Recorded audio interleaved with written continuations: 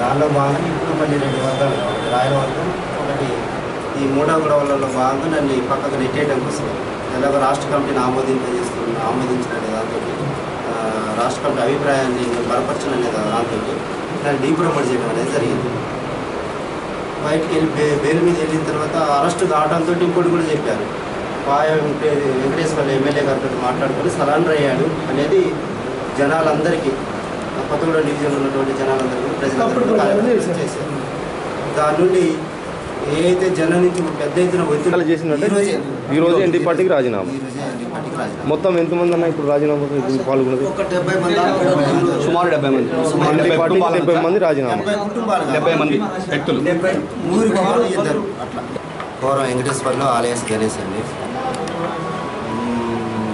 And first present విద్యార్థి రంగంలో పీడిఎస్గా Kothagudem town అధ్యక్షుడిగా 6 సంవత్సరాలు పనిచేయడం అనేది జరిగింది. సిపిఎస్ఐ చర్చల అనంతరం యాదన్న సరుపక్కతో తిరగటం అనేది జరిగింది. ఆ తర్వాత 10 సంవత్సరాల కాలంలోనే నిర్బంధం ఏదైతే నిర్బంధ రీత్యా ఆ పార్టీ అంతరిస్తున్న పూర్తిగా క్లోజ్ అయిన క్రమంలో జనశక్తి పార్టీలో పనిచేయడం అనేది జరిగింది.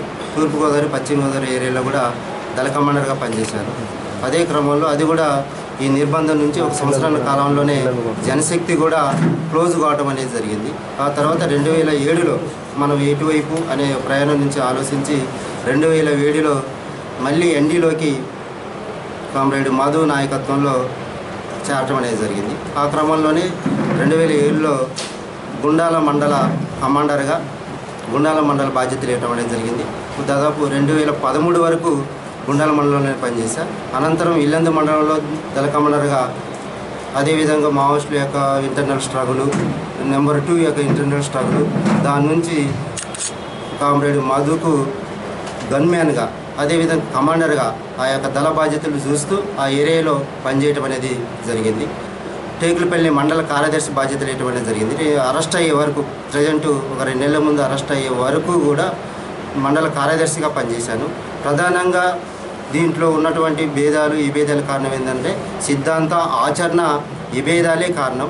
దాని నుంచి అటు కేంద్ర కమిటీలు అయినని, ఇటు రాష్ట్ర కమిటీలు అయినని, దాని నుండి ఎవరైతే రాష్ట్ర కమిటీని ఆమోదిస్తున్నారో వాళ్ళని అనేక విధాలుగా ఆర్థికంగా, మానసికంగా టార్చర్ చేయటం వల్ల అనేక మంది కార్యకర్తలు, పక్కన ఉన్నటువంటి వీరబ్రహ్మచారి లాంటి వాళ్ళు, సుందర్ లాంటి వాళ్ళు, ఇంకా అనేక మంది నాయకత్వం, జిల్లా నాయకత్వం, డివిజన్ నాయకత్వం అసంతృప్తిగా ఈరోజు నోటలుగా ఉండటం అనేది జరుగుతుంది ఉద్యమాలకు దూరంగా. దాని నుండి ఈ విభేదాల వల్ల నేను కూడా దాదాపు ఇన్ని సంవత్సరాలు కష్టపడ్డ ఫలితం కూడా లేకోకుండా అరెస్టు కావటంతో నన్ను డీప్రమోట్ చేయడం అనేది జరిగింది. దాంట్లో అనేక కాజులు చూపించి ఆ కాజులు కూడా రిటర్న్ పూర్తిగా రాతపూర్వకంగా వాళ్ళు ఇచ్చారు.